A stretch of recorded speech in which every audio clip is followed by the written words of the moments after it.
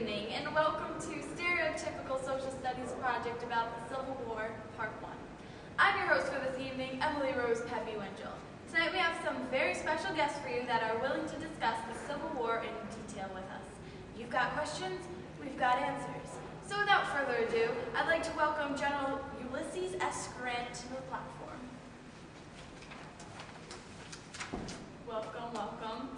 So, did you join the Army for military opportunities or because you believed in the cause? Well, I'd have to say it was a little bit of both. I mean, I wanted to join because of the wonderful opportunities it provided as an officer, which is my career, but also, I strongly believe in the Constitution and I wanted to preserve the Union and abolish slavery.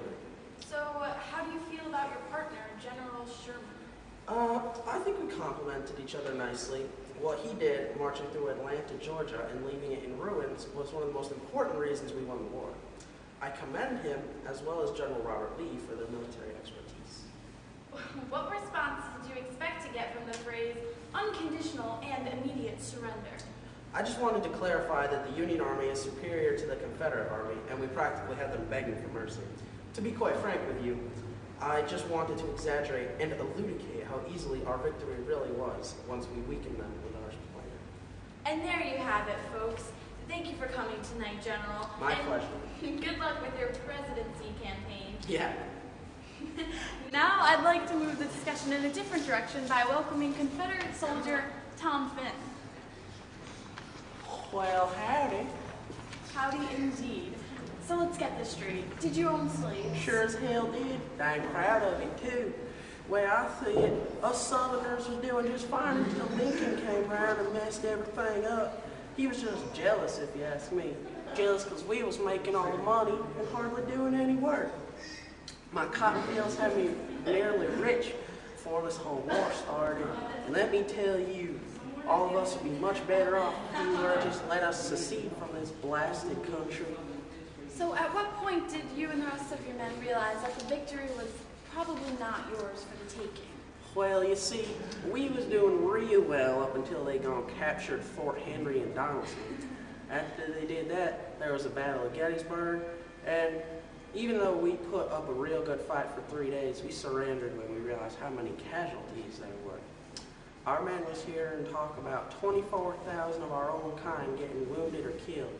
I don't know what happened, but it was some kind of turning point, the Battle of Gettysburg.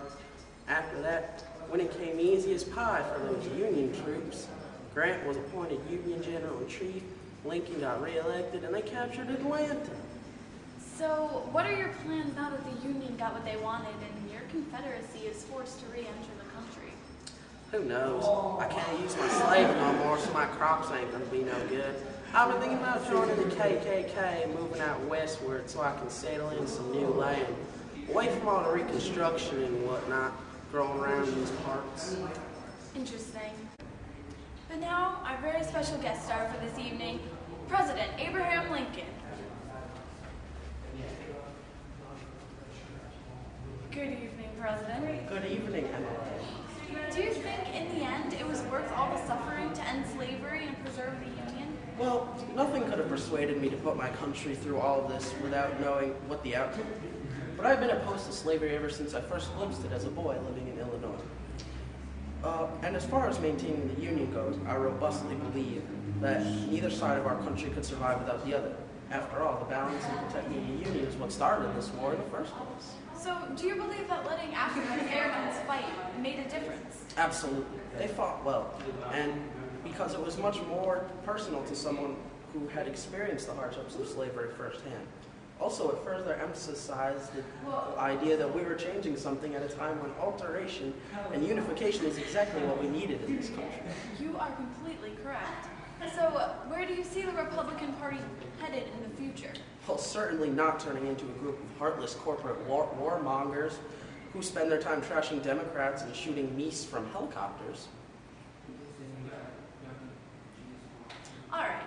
Thank you so much for coming out here tonight. My pleasure. And the best of luck to you. Thank you. To all of you.